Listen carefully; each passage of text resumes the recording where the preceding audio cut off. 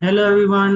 Welcome to my channel Ashish Kumar classes. तो इसी के साथ आज की एक नई क्लास शुरू करने वाला हूँ। तो आज के ये जो हम क्लास शुरू करने वाले हैं नाइन्थ क्लास की है। और आ जाओ भाई नाइन्थ क्लास वाले बच्चों जो एट्थ क्लास में थे पीछे से, अब नाइन्थ में आ गए हैं। तो भाई आगे तुम साइंस में है। तो साइंस मतलब सब्जेक्ट तो वैसे टफ होने वाला है। एट्थ क्लास से कंपेयर नहीं करना चाहिए उस चीज को। भाई हम खुद एक्सपीरियंस कर चुके हैं। मैं तुमसे भी ज्यादा सीनियर हूँ तो मुझे पता है कि सारा कुछ क्या चलता है यहाँ पे, ठीक है। तो तुम्हारे स्कूलों में जब भी नाइन्थ क्लास शुरू होगी या फिर अब तुम एट्थ में हो तो नाइन्थ क्लास का यहाँ पे देखने आए हो। तो नाइन्थ क्लास में देखो भैया सबसे ना सब्जेक्ट मुश्किल, देखो मुश्किल नहीं कह सकते लेकिन भाई ये है तुम्हारे लेवल पे बहुत मुश्किल है। क्योंकि तुम एट्थ क्लास में जो साइंस पढ़ के आए हो वो एक अलग चीज थी। ये जो साइंस अब पढ़ने जा रहे हो वो अलग चीज है। तो ये नाइन्थ क्लास की एनसीईआरटी की किताब है। एनसीईआरटी जो है नेशनल जो स्टैंडर्ड बुक्स होती हैं वो है, जो गवर्नमेंट इश्यूज करती है। उसका ये जो चैप्टर नंबर 1 है जो हम पढ़ेंगे आज, मैटर इन आवर सराउंडिंग्स। तो मैटर क्या होता है? मैटर जैसे मान लो कई बार आपने सुना होगा, जैसे कोई हरियाणवी देसी बंदा है तो वो आके कहेगा कि जी यही मैटर हो गया बाहर। मैटर मतलब इन द सेंस क्या, बाहर का कुछ गोलमोल हो गया। जैसे कि किसी की लड़ाई हो गई, जैसे तुम कहते हो ना जी किसी की लड़ाई हो गई तो मैटर हो गया। तो समझ लो यहाँ पे ना वैसे ही है, मतलब कि जो मैटर क्या होता है, एक तुम अगर जैसे मान लो रिलेशनशिप में हो तो तुम्हारे रिलेशनशिप में तुम उसके लिए, जो लड़की है उसके लिए तुम कितना मैटर करते हो, वो वाला मैटर यहाँ पे अप्लाई होता है। मैटर का मतलब क्या होता है कि जो चीज स्पेस ऑक्यूपाई करती है। स्पेस इन द सेंस, जैसे कि स्पेस है, जैसे मान लो मेरे हाथ में क्या है, ये पेन है। ये पेन है, ये पेन है, मेरी जगह घेर रहा है ना, ये जगह घेरता है मेरी, ठीक है। ये दिखाई दे रहा होगा आपको, ऐसे ऐसे ये पेन मेरा, ठीक है। ऐसे कर लो। तो ये मेरा पेन है, ये पेन है मेरे हाथ में है, ये जगह ले रहा है। इसको मैं रख दूंगा ये तब भी जगह लेगा। ये डब्बा है, ये भी जगह लेगा, क्यों नहीं जगह लेगा।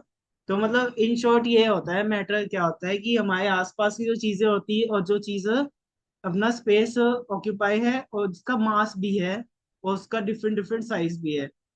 तो ऐसे ही इसमें लिखा हुआ है सारा कुछ, मैंने इंट्रोडक्शन दे दी है, देखो सारा कुछ।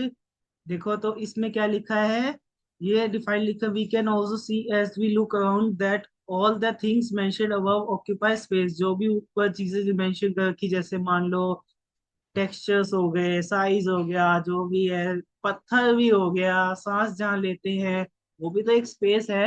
एटमोसफेयर भी एक स्पेस है, वो भी अपनी जगह लेगी। जैसे मान लो गैस है, गैस है अपनी जगह लेगी। लिक्विड है, लिक्विड अपनी जगह लेगा, है। और सॉलिड अपनी जगह लेगा। जैसे ये आता है सॉलिड में, जैसे चीजें पड़ी हैं, ये डब्बा आ गया सॉलिड। और लिक्विड में क्या आएगा, जैसे पानी है, पानी का गिलास ले लो तुम लोग। तो ऐसे पानी के गिलास में जैसे तुम पानी कहोगे तो उसको जैसे तुम पानी नीचे गिराओगे वो नीचे फैल जाएगा।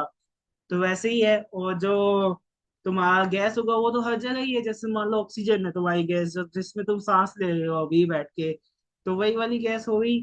बाकी जो ये है आगे का, ये जो चैप्टर शुरू होता है, ये जो पंच तत्व कहते हैं इसको, जो 5 बेसिक एलिमेंट्स होते हैं ना, वो सारे मैटर होते हैं, जैसे air, earth, fire, sky and water, ठीक है। ये पंचतत्व कहलाता है, ऐसा पंचतत्व जिसको हम कहते हैं पंचतंत्र, पंचतत्व कहते हैं इसे। जिसमें हम में जो इंडियन फिलोसफर है जिन्होंने मैटर को कैसे 5 बेसिक एलिमेंट में क्लासिफाई किया था पंचतत्व पे, हवा, धरती, आग और आकाश और पानी। ये 5 एलिमेंट्स याद कर लो, ठीक है। ये ग्रीक फिलोसफर्स थे जो आयुर्वेदिक जो मेडिसिन देते हैं आजकल। अगर आप फार्मेसी में जाओगे आगे जाके साइंस की स्ट्रीम लोगे तो आपको इसके बारे में और अच्छे से जानकारी मिल जाएगी। तो हम क्या करेंगे, फिजिकल नेचर ऑफ मैटर से पढ़ेंगे। Matter is made up of particles, ठीक है। तो क्या होता है, दो पार्टिकल्स, इसको एनसीईआरटी रीड करेंगे कि for a long time two schools of thought were related regarding the nature of matter. One school believed matter to be continuous like a block of wood, ठीक है। कई स्कूलों को लगा कि हाँ जो ये मैटर है वो एक ईंटों की तरह होगा, कंटिन्यूस ईंटों की तरह होगा। और कई सोचे कि मैटर जो है पार्टिकल्स से बना होता है, जैसे सैंड हो गया। तो इन्होंने क्या किया, कंफ्यूजन थी। कोई कहता है मतलब कि छोटे छोटे टुकड़ों की तरह है। कोई कह रहा है कि भाई साहब यहाँ पे तो मैटर तो पास मिट्टी की तरह है। तो उसके लिए हमने क्या किया, एक एक्सपेरिमेंट किया। तो हमने क्या एक्टिविटी ली, हमने 100 ml बीकर ले लिया, इसको आधा फिल करके पानी से लेवल मार्क कर लिया। हमने क्या किया, उसके अंदर कोई सॉल्ट या शुगर हमने गिलास सॉल्ट की हेल्प से घोल दी। तो क्या हमने पानी की लेवल पे चेंज देखा? तो क्या कहते हो कि क्या हुआ होगा सॉल्ट का? Where does it disappear? Does the level of water change? तो तो इसका आंसर जो था, idea of matter made up of particles, what was there in the spoon, solid salt और sugar has now separated through water. जैसे illustrated जो figure में दिखाया है, फिगर में क्या दिखाया है, जैसे हमने एक पानी है, पानी के अंदर हमने चीनी घोली, ठीक है। चीनी घोलने के बाद वो पानी में घुल गई, ठीक है। तो वो घुलने के बाद क्या हुआ, जितनी हमने चीनी डाली थी वो सारी घुल गई। तो जब हम उसको वापस से हीट करेंगे तब हमारा वो वापस से फिर से उसी स्टेट में आ जाएगा, जैसे वाटर अलग हो जाएगा और सॉल्ट अलग हो जाएगा। तो how small are these particles of matter? तो हमें इसके लिए फिर एक्टिविटी करी, हमने दो तीन क्रिस्टल ले लिए पोटेशियम पर मैग्नेट की, उसको 100 ml वाटर में डिजोल्व कर लिया, ठीक है। और इसमें ये कुछ ऐसा यूनिट्स दे रखी है, मास की किलोग्राम में, ऐसा यूनिट जो वॉल्यूम क्यूबिक मीटर में, स्क्वायर क्यूब में दे रखी है। और इसमें जो लीटर है, तो 1 लीटर 1 डेसीमीटर क्यूब के बराबर है। 1 लीटर में 1000 ml होता है, 1 ml में 1 सेंटीमीटर क्यूब होता है। ये सबको पता ही है, तुम लोग छोटी क्लासेस में पढ़ते ही आए होंगे, 6 7 में। तो इसमें ज़्यादा टाइम नहीं वेस्ट करेंगे, तो हम क्या करेंगे, take out approximately 10 ml of this solution and put it into 90 ml of clear water. Take out 10 ml of this solution and put it on another 90 ml of clear water. Keep diluting the solution like this 5 to 8 times. तो क्या हुआ, अच्छा हमने क्या किया, जैसे मान लो एक 100 ml है, हमने 100 ml का पानी लिया, उसके अंदर 100 ml के अंदर हमने 5 ग्राम थोड़ा सा हमने वो डाल दिया, पाँच कितना डाला है, 2 से 3 क्रिस्टल डाल दिए। मतलब थोड़ा सा ही डाला, मतलब इक्का दुक्का हमने क्रिस्टल डाले पोटेशियम पर मैग्नेट के। तो हुआ क्या, तो पोटेशियम पर मैग्नेट की हमने क्या किया, एक हाउस में से 10 10 ml ना हर एक 100 ml में डालते गए। जैसे मान लो हमने क्या किया, जैसे 100 ml का हमने एक जार लिया, उसमें पोटेशियम पर मैग्नेट डाला, दूसरा जो पानी है वो सिंपल रखा, और उसमें से 10 ml हमने निकाल के उसके अंदर पोर कर दिया। ऐसे हमने इसको 5 से 8 बार रिपीट किया, ठीक है। तो क्या हुआ एक्सपेरिमेंट में, ठीक है। तो एक्सपेरिमेंट ने क्या दिखाया कि जो क्रिस्टल है वो मैग्नेट के जो कलर है लार्ज वॉल्यूम ऑफ वाटर में 1000 ml में, तो कंक्लूड क्या कहता है कि जो छोटे पार्टिकल्स हैं वो क्रिस्टल जो थे वो एक में आधे में बट गए सब में। मतलब कि जैसे जैसे वो बटे तो कलर उसका चेंज होता गया, वो बिल्कुल लाइट हो गए पानी में। तो मैटर के जो पार्टिकल्स हैं वो काफी स्मॉल होते हैं, और जो हमारे बहुत ही छोटे होते हैं, जो हम सोच भी नहीं सकते, हमारे बाहर से ही है दिमाग में। तो अगर हम इसके अंदर शायद से हम 2 ml डिटॉल भी यूज कर सकते थे पोटेशियम पर मैग्नेट से, तब भी डिटेक्टेड जो स्मेल भी जो है ना डिटेक्ट की जा सकती है। जैसे मान लो मैंने 2 ml डिटॉल डाल दिया किसी पानी में, अब पानी के में जब डिटॉल डालते हो तो स्मेल आती है। तो क्या होगा, जब आप दूसरे 2 4 बार उसको दूसरे पानी में शिफ्ट करोगे तो उसकी स्मेल है वो कम हो जाएगी। तो इसका मतलब ये है, जो मैटर होते हैं वो छोटे छोटे पार्टिकल से बने होते हैं, स्मॉल पार्टिकल से, जैसे मिट्टी की तरह होते हैं। तो मतलब कि ब्लॉक्स की तरह नहीं होते, ये होते हैं एक बहुत छोटे माइन्यूट पार्टिकल्स होते हैं, जैसे नमक हो गया, मिट्टी हो गया, कोई लिक्विड हो गया। तो उसके अंदर जो चीज होती है जो है वो करनी वो होते हैं मैटर। मैंने जो पार्टिकल छोटा सा एक हिस्सा होता है ना चीज का, वो ये इसमें सॉल्वेंट और सॉल्यूट के बारे में भी है। तो ये मैं आपको बता देता हूँ, सॉल्वेंट और सॉल्यूट क्या होता है। तो सॉल्वेंट का मतलब होता है कि जिसमें हम जिसमें हमने घोलना होता है, समझ सकते हो? जैसे ये 100 ml पानी है, इसके अंदर हमें एक सॉल्यूशन बनाना है, तो हम क्या करेंगे, ये सॉल्वेंट है।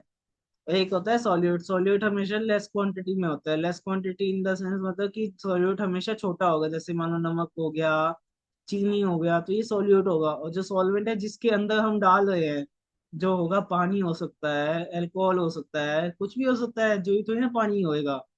तो आगे जाके तुम फार्मेसी में जब भाई जाओगे या फिर किसी भी मेडिकल फील्ड में जाओगे तो तुम्हें ये पढ़ना है कि हाँ भाई तुम्हें सॉलिड के बारे में पता होना चाहिए। मतलब एक सॉल्यूशन होता है, solute plus solvent is equal to solution. ये बात ध्यान रख लेना। अगर जो बच्चा है यहाँ पे जो इसको आगे चल के साइंस लेनी है, मतलब 10th के बाद 11th में जिसको साइंस स्ट्रीम लेनी है, तो उसके लिए बिल्कुल बेस का काम करेगा। तो आपको पता होना चाहिए कि हाँ भाई मैटर का मतलब क्या होता है, आपको ये पता होना चाहिए सॉल्यूट क्या होता है, सॉल्वेंट क्या होता है और सॉल्यूशन क्या होता है। इनकी डेफिनेशन आप सभी को आनी चाहिए। तो ये मैंने आगे का काफी पढ़ा दिया है आप सभी को। और ये हमने कहाँ तक पढ़ लिया था, कैरेक्टरिस्टिक्स पे पहुंच गए हैं हम मैटर के। तो जो पार्टिकल्स के में क्या है, वो मैटर है स्पेस बिटवीन देम। इसके क्वेश्चन मतलब कि एक ना क्वेश्चन की तरह क्वेश्चन ये चल रहा है, इसमें इसमें ना एक्टिविटीज बहुत है। तो एनसीईआरटी हमें क्या कहना चाह रहा है, तो पार्टिकल्स के जो है वो क्या कंटिन्यूसली मूविंग होते हैं क्या, क्या वो उसके बीच में एक्टिविटी में स्पेस होता है। तो हम क्या कहेंगे इसमें, क्या कहेगा, in activities 1.2 we saw the particles of sugar salt and Dettol और potassium permanganate got eventually distributed in water. Similarly when we make tea coffee और लेमनेड यानी नींबू पानी बनाते हैं, particles of one type of matter get into a spaces between particles. मतलब कि एक जो मैटर है ना वो दूसरे पार्टिकल की स्पेस के अंदर ऐसे घुस जाता है। तो मतलब कि वो मिक्स हो जाता है, ऐसे मिक्स हो गया तो ये अलग नहीं हो पाएगा। जैसे ये एक नींबू पानी है, ठीक है, एक नींबू पानी है और ये ऐसा है। तो इसके अंदर जो पार्टिकल है वो गायब हो गया, ऐसे निचुड़ गया, ठीक है। तो हम इसको कैसे कहेंगे तो particles of matter are continuously moving. तो इसको करने के लिए फिर से एक एक्टिविटीज आ जाती है, मतलब कि इंसेंस से करते हैं ये सारे। तो हम एक्टिविटीज पे नहीं जाएंगे, मतलब कि क्या पार्टिकल्स ऑफ मैटर है और कंटिन्यूसली मूविंग है, that that is the process we will call the kinetic energy. मतलब कि काइनेटिक एनर्जी से हम कहेंगे कि हाँ भाई वो कितनी कंटिन्यूस, जैसे टेम्परेचर राइज करेगा पार्टिकल जल्दी भागेगा। और ये भी कह सकते हैं कि हम टेम्परेचर को इंक्रीज करेंगे तो काइनेटिक एनर्जी जो होगी उसको इंक्रीज हो जाएगी।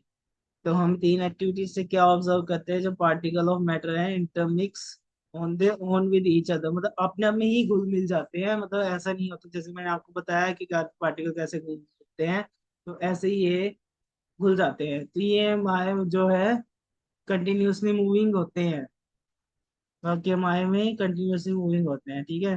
तो particles of matter attract each other, क्या वो जो पार्टिकल्स होते हैं मैटर के वो एक दूसरे के साथ अट्रैक्ट करते हैं। इसको करने के लिए फिर ये एक एक्टिविटी जो होती है, गेम खेलो अपने ग्रुप के साथ, जो चेन होती है। तो मतलब इसमें क्या दिखाना चाह रहा है कि ये जो चेन है ये किसकी है, ये जो है हमारे सॉल्यूट, ये जो है हमारे वाटर के मॉलिक्यूल्स की है, जो एक चेन है उसके भी। और सॉल्यूट बीच में सॉल्यूट भी है, जो हमने चीनी वगैरह गोली वगैरह।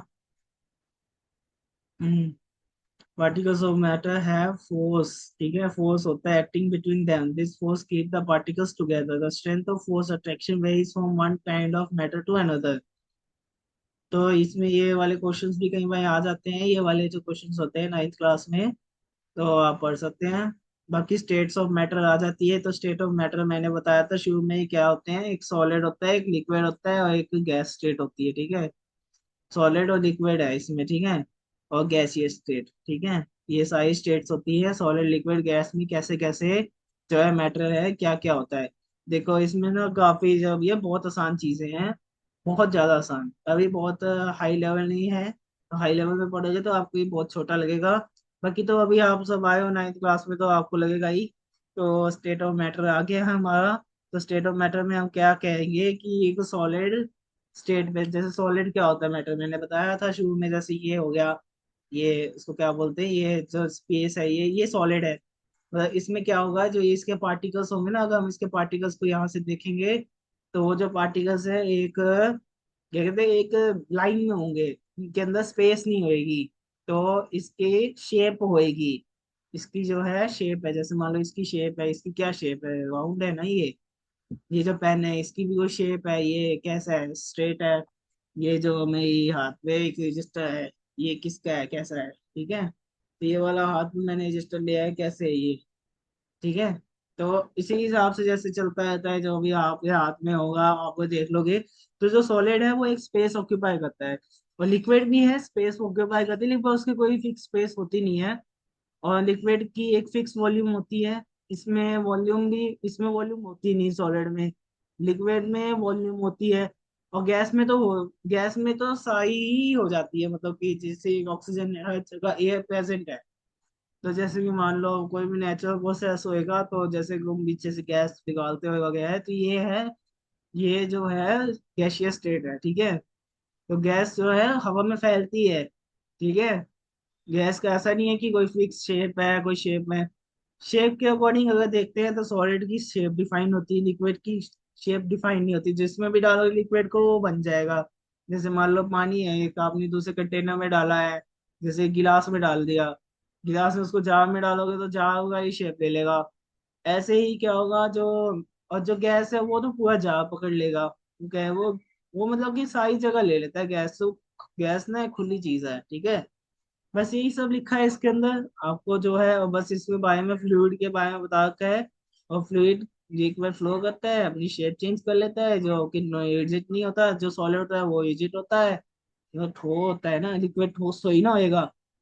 तो वो जो एजिड है उसको हम फ्लूइड भी बोल देते हैं, मतलब कि हम ना जो भी हमारे लिक्विड स्टेट में आएंगे हम उसको फ्लूइड कहेंगे। ये बात ध्यान रख लो, ये कुछ टर्म्स आती हैं साइंस में, अब भी आएंगी आने वाले टाइम में। तो इसको जरा सा देख लेना। बाकी तो बहुत आसानी है, ये चैप्टर ऐसी कोई बड़ी बात नहीं है। भाई तो खुद भी पढ़ोगे आ भी जाएगा, नहीं तो टीचर्स पढ़ाएंगे तो आपको बहुत अच्छे से आएगा, ठीक है। तो बाकी ये जो गैसियस स्टेट हो गया जो होते हैं, जैसे सिलेंडर हो गया, जो ऑक्सीजन सिलेंडर हो गया हॉस्पिटल में, जो सीएनजी हो गया, जो अपने जो हाई कंप्रेसिबिलिटी जो लार्ज वॉल्यूम्स होती है ना गैसेस की, तो कंप्रेस की जाती हैं, तो वो गैसियस स्टेट्स में होती है। तो वो क्या करती है, स्पेस ले लेती है। जैसे मान ली ये है, गैस में क्या, जैसे गुब्बारे में हवा भरी है तो हवा हर जगह जाएगी। हवा हर एक कोने में, यहाँ पे भी होगी, यहाँ पे भी होगी। तो जो हवा है यहाँ से धक्का मार रही होगी। जो लिक्विड है वो पड़ा रहेगा, वो जबकि उसके अंदर हल्की स्पेस होएगी। और जो सॉलिड है वो बिल्कुल स्पेस नहीं होएगी उसके अंदर, ये देखो ऐसे ही सॉलिड दिखाएगा, ठीक है। और बाकी जो ये अपना पिस्टन वाला और गैस जो रबर को क्या, ये मतलब कि प्रेशर के ऊपर है। जैसे हम नीचे से प्रेशर देते हैं तो जो लिक्विड है उसके जो पार्टिकल्स है वो कैसे बिहेव करते हैं। जैसे मान लो हमने इंजेक्शन दिया, इंजेक्शन के अंदर ऐसे सिरिंज में घुसाया, तो उसमें भी एक प्रेशर लगता है। जो एक प्रेशर जो होता है वो पिस्टन जो गैस है, मतलब ये गैस है समझ लो। मतलब जैसे कि हमने क्या किया, एक रबर को हो गया उससे इसको बंद कर दिया, तो एक इसके अंदर क्या हो, वैक्यूम क्रिएट हो गया। वैक्यूम भी क्या होती है, गैस होती है। तो हम उसका एक्सपेरिमेंट करते हैं। बाकी तो ये, बाकी effect of change in temperature क्या होता है जो है इसमें, ये कहते हैं सॉलिड लिक्विड में जो भी है टेम्परेचर कैसे चेंज होता है। जो जैसे मान लो हम लोग किसी चीज को उबाल के रखते हैं तो ग्लास क्लियर करके, तो टेम्परेचर में कैसे फर्क आता है। क्या हमारी मैटर है वो स्टेट को चेंज करती हैं? हाँ करती हैं। जैसे मान लो कहीं हम सॉलिड है, उसको सॉलिड को पिघला भी सकते हैं, पिघला के वो लिक्विड में चला जाएगा। गैस है, जैसे गैस है हम उसको लिक्विड में भी कन्वर्ट कर सकते हैं, कैसे, कंप्रेस करके। कंप्रेसिबिलिटी बड़ी होगी, मतलब हम कैसे कहेंगे, कंप्रेसिबिलिटी होती है जैसे हम उसको दबा देंगे ऐसे। तो जैसे गैस है उसके मॉलिक्यूल्स है, उसको हम ऐसे दबा देंगे पिस्टन से, तो क्या होगा, वो एक लिक्विड बन जाएगा। बाकी जैसे मान लो अब हम, और कैसे हम लिक्विड को गैस में बदल सकते हैं। लिक्विड को गैस में कैसे बदलेंगे, हीट प्रोवाइड करके, ठीक है। ये प्रोसेस होते हैं, ठीक है। अभी भी इसमें लेटेंट हीट आ जाती है, जो हिडन हीट होती है बीच में। जैसे हिडन हीट, जैसे कम गर्म करने, लेटेंट का मतलब होता है हिडन। तो जो हीट एनर्जी होती है जिसको चेंज रिक्वायर्ड होता है 1 किलो सॉलिड में into liquid at atmospheric pressure and at its melting point, is known as latent heat of fusion. ये डेफिनेशन इंपॉर्टेंट है, ये आती है। और हमारी फार्मेसी में भी बहुत इंपॉर्टेंट है ये लेटेंट हीट, कभी भी आ सकता है, ये लेटेंट हीट पढ़ना है। फिर आता है हमारा फिजिकल फार्मास्यूटिक्स में, ठीक है। तो ये वाला सारी जो चीज़ें हैं लेटेंट हीट का पढ़ना है, ठीक है। ये बहुत इंपॉर्टेंट है। और ये क्या कहते हैं, one of the increasing temperature, increasing kinetic vibration with greater speed, the particles in the stage. Melting point वगैरह बता रखा है, कैसे चेंज होती है स्टेट, टेम्परेचर क्या होता है मेल्टिंग पॉइंट, जैसे बर्फ कितना है, 273.15 केल्विन। केल्विन एक वो होती है टेम्परेचर की स्टेट, जिसका ये केल्विन ऐसा यूनिट होती है टेम्परेचर की। 0 डिग्री सेल्सियस जो होता है 273.15 केल्विन के बराबर होता है। तो मतलब कि हम इसको 273 ले लेते हैं राउंड ऑफ करके डेसिमल का। तो टेम्परेचर जो स्केल और सेल्सियस स्केल है उसमें से हमें 273 सब्ट्रैक्ट करना होता है, ये एक फॉर्मूला होता है। इसके बेसिस में न्यूमेरिकल्स भी होते हैं, जैसे मान लो हमने वाटर का टेम्परेचर क्या है 1373 केल्विन है, तो हम क्या कहेंगे 100 डिग्री सेल्सियस को हम इक्वल रखेंगे 273 प्लस 100, तो ये 373 केल्विन। जैसे मान लो 100 डिग्री सेल्सियस है, अगर हमने कहा वाटर का टेम्परेचर 100 डिग्री सेल्सियस है, तो आप इसको केल्विन में बताओ कि वाटर का टेम्परेचर कितना है केल्विन में। तो हम क्या कहेंगे 100 डिग्री सेल्सियस, उसके अंदर 273 के साथ 100 प्लस कर देंगे तो 373 केल्विन टेम्परेचर आ जाएगा हमारा वाटर, ठीक है। यानी 100 डिग्री सेल्सियस और 373 केल्विन जो है वाटर वेपर का वाटर वेपर है, ठीक है। हम कैसे करेंगे, जैसे मान लो सॉलिड स्टेट को हम हीट करेंगे तो वो लिक्विड में चला जाएगा, लिक्विड स्टेट को हीट करेंगे तो गैसियस स्टेट आ जाएगा। तो फिर इससे सीधा उल्टा घुमाएंगे, जैसे गैसियस स्टेट को लिक्विड में ले जाएंगे तो ठंडा करना पड़ेगा। फिर और जब लिक्विड स्टेट को हम सॉलिड लेके जाएंगे तब भी ठंडा करना पड़ेगा। जैसे मान लो अब ये है लिक्विड में, जैसे पानी है, पास से पानी से बर्फ जमाते हो ना, तो पानी डाल देते हो फ्रिज के अंदर, फ्रिज के अंदर पानी डालोगे तो वो बर्फ जम जाएगी। तो बाकी बस यही है। और ये बस ये प्रेशर के ऊपर मैंने बताया था, जैसे आप सभी को ये प्रेशर जो होता है इसके अंदर कैम्फर वगैरह जो होते हैं। बाकी चेंज ऑफ प्रेशर के बारे में बताया है कि चेंज ऑफ प्रेशर की वजह से क्या क्या होता है, जैसे लिक्विड है वेपोराइजेशन रहेगी तो गैस बनेगी, गैस से डिपोजिशन होगी तो सॉलिड में जाएगा, सॉलिड से फ्यूजन होगी तो लिक्विड में आ जाएगा। फिर ऐसे ही हम क्या कहेंगे लिक्विड से सॉलिडिफिकेशन करेंगे तो सॉलिड में आ जाएगा। लिक्विड को सॉलिडिफिकेशन मतलब यानी जैसे लिक्विड को जमाना, जमा देंगे तो सॉलिड आ जाएगा। फिर हम सब्लिमेशन करेंगे, जैसे इसको गर्म कर देंगे एकदम से, उबाल लेंगे तो वो गैस में चला जाएगा। गैस को जब हम कंडेंस करेंगे या उसको ठंडा करेंगे तो उसको लिक्विड में चला जाएगा। तो ये ना थ्री टाइप्स ऑफ इन्वर्जन होती है, इंटर कन्वर्जन होती रहती है। एक के प्रोसेस को वेपोराइजेशन कहते हैं, एक को कंडेंसेशन कहते हैं, एक को सब्लिमेशन कहते हैं। सॉलिड से गैस में बदलेगा तो सब्लिमेशन होगा, गैस से सॉलिड में बनेगा तो डिपोजिशन होगी, क्योंकि गैस हवा में उड़ रही है। जैसे कैम्फर या कैम्फर हमने जलाया तो क्या होगा, कैम्फर की जो जो गैस होगी वो उड़ के जो सॉलिड है उससे सीधा गैस में बन रही है।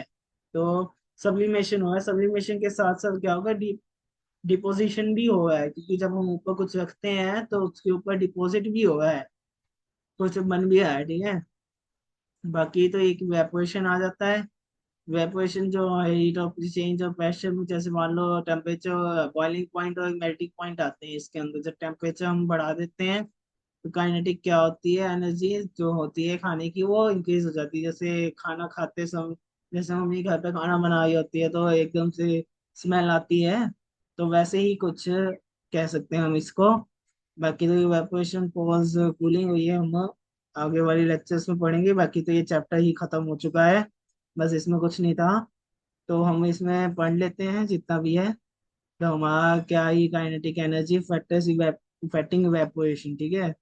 तो हम इसमें आ चुके हैं, तो हमने क्या देखा, rate of evaporation increase with the increase of surface area, increase of temperature, decrease in humidity and in increase in wind speed। Factors जो होते हैं इवेपोरेशन की कैसे कैसे इफेक्ट करते हैं। तो हमें इवेपोरेशन को पता है, सरफेस फिनोमेना, तो सरफेस एरिया बढ़ जाता है, ठीक है।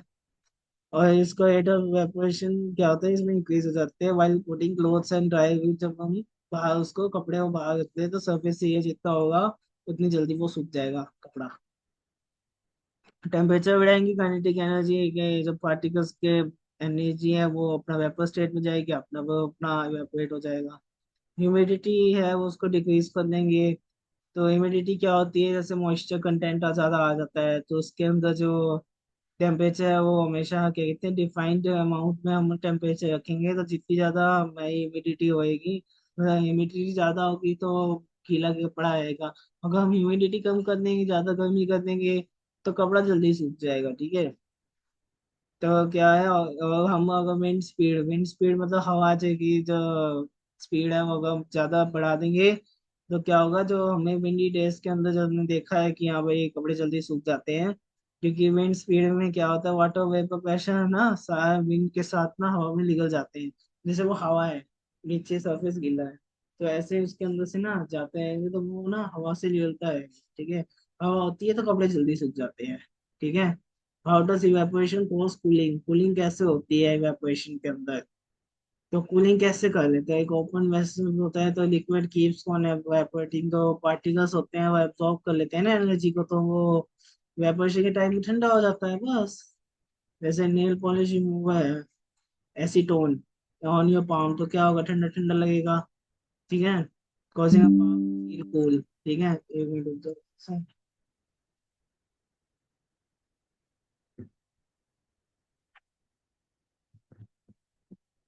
क्या होगा, causing the palm to feel cool after a hot sunny day, people spike water on the roof or open ground because the large latent heat of vaporization water helps to cool the hot surface। ठीक है, ज्यादा Honey sunny day के बाद people जो होते हैं sprinkle water on the roof, क्या open ground के अंदर क्या करते हैं, क्यों पानी की जाती है, लेटेंट हीट जो होती है वेपोराइजेशन की, उसको हॉट सरफेस को ठंडा कर सके, बस इसके लिए होता है। बाकी why should we wear cotton clothes in summer, ये वाला एक क्वेश्चन इसकी वजह से भी आता है क्योंकि पसीना ज्यादा आता है, तो उसकी वजह से। तो वो कॉटन जो होता है वो उसको ज्यादा सोख लेता है। बाकी तो कोई ऐसी बात नहीं है। तो वही एक रीजन है, बॉडी को ठंडा रखता है तो कॉटन, मतलब जैसे मान लो पसीना है वो जल्दी सूखता नहीं कॉटन में, तो क्या होता है, जैसे हवा लगती है जब सूखता है तो ठंडा होता है, तब ठंडा लगता है क्योंकि मॉइस्चर जा रहा है ना बाहर, तो मॉइस्चर बाहर जाएगा, हवा चलेगी तो ठंडा लगेगा एकदम से, तो रिलीफ मिलता है। Why do we see water droplets on the outer surface of glass containing ice cold water? Let us take some ice cold water in the tumbler, जो भी हम वाटर प्रेशर देखेंगे वाटर ड्रॉपलेट को।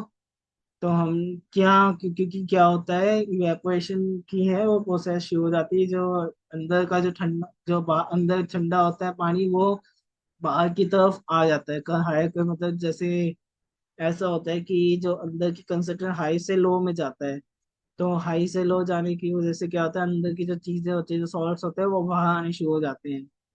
तो जैसे मान लो अब अंदर कंटेनर है, उसके अंदर एक आइस रखती है, आइस जैसे जैसे मेल्ट होगी उसका टेम्परेचर कम होगा, टेम्परेचर जैसे ही कम होगा तो इवेपोरेशन शुरू होगी, तो उसके बाद देखोगे तो वाटर ड्रॉपलेट्स आ जाएंगी, क्योंकि वो ठंडा होता है, ठंडा होके जैसे मान लो बिल्कुल चिल्ड है, चिल्ड के बाद तुम उसको थोड़ा टेम्परेचर रिड्यूस करोगे तो वैसे ही आ जाएगा। ठीक है, वैसे ये बारे सारे क्वेश्चन भी है, इसको आप करके भी जा सकते हो, इसका आंसर मैं अच्छे से दूंगा बाद में, नहीं तो चलो दे देता हूँ। Why does a desert cooler cold better than a hot hot dry day?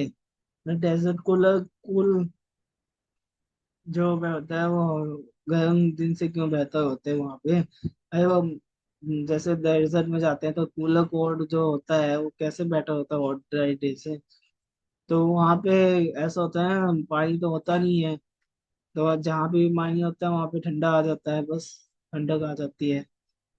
तो बाकी अर्थन पॉट वाला भी है इसके अंदर question, how does the water kept in earthen pot मटका बिकम्स कूल ड्यूरिंग समर? क्योंकि क्या होता है, बाहर से क्या होता है, धूप आती है, धूप आती है तो क्या होता है, इवेपोरेशन जो ना वो मॉइस्चर कंटेंट को वो करके रखता है लॉक। जैसे मान लो पानी है, अब गर्मी होएगी तो गर्मी से क्या होगा, इवेपोरेशन होएगी, इवेपोरेशन की वजह से क्या होगा, और ठंडा हो जाएगा। तो इसकी वजह से एक रीजन है कि हाँ भाई मटके का जो पानी है वो ठंडा रहता है गर्मी में। ठीक है, बाकी तो ये बहुत आसान से ही चैप्टर है, थोड़ा समझने वाली है टर्म्स इसमें। बाकी तो हो जाएगा, जैसे मान लो convert the following temperature Celsius state में 300 डिग्री केल्विन में और 573 डिग्री केल्विन कैसे चेंज करेंगे, और जो फिजिकल स्टेट ऑफ वाटर को कैसे हम डिफाइन करेंगे, what is the physical state of water at 250 degree Celsius और 100 डिग्री सेल्सियस पे क्या फिजिकल स्टेट होती है वाटर की, या 250 सेल्सियस पे क्या फिजिकल स्टेट होगी, 100 डिग्री पे क्या होगी, 100 डिग्री पे तो उबलने लग जाएगा, फिजिकल स्टेट है जो वो उबलने लग जाएगा, 250 डिग्री सेल्सियस पे क्या हो, पानी खत्म हो जाएगा क्योंकि गर्म हो जाएगा और क्या। वाटर जो है मतलब इस टाइम पे बॉइलिंग इवेपोरेशन होगी 100 डिग्री सेल्सियस पे, और 250 डिग्री सेल्सियस पे क्या होगा, वो होगी, क्या कहते हैं, लिक्विड स्टेट चेंज हो जाएगी। ठीक है, जो लिक्विड होगा वो गैसियस स्टेट पे चला जाएगा। ठीक है, लिक्विड टू गैस हो जाएगी, जिसका वो लिक्विड टू गैस जो से जाती है वेपराइजेशन होता है, और गैस से जब लिक्विड में जाती है तो कंडेंसेशन होती है। ठीक है, तो ऐसे ही है सब कुछ, यहाँ से देख लेना। कोई नहीं, शुरू शुरू में मुश्किल लगेगा, बाकी तो बाद में सब ठीक हो जाएंगे। तो इसी के साथ इस वीडियो में बस इतना ही, बस इतना ही है। ये टेम्परेचर की एंड केल्विन है, लेंथ में मीटर रखा है, मास में किलोग्राम रखा है, वेट में न्यूटन है। ठीक है, एंड वॉल्यूम में क्यूबिक मीटर है, डेंसिटी किलो पर क्यूबिक है, और प्रेशर पास्कल्स में मेजर। ये सारे मेजरेबल क्वांटिटीज होती हैं जो हमें आने वाले टाइम में हमें काम आएंगी। ठीक है, तो ये हमारा साइंस का चैप्टर नंबर 1 जो है 9th क्लास का, ये खत्म होता है।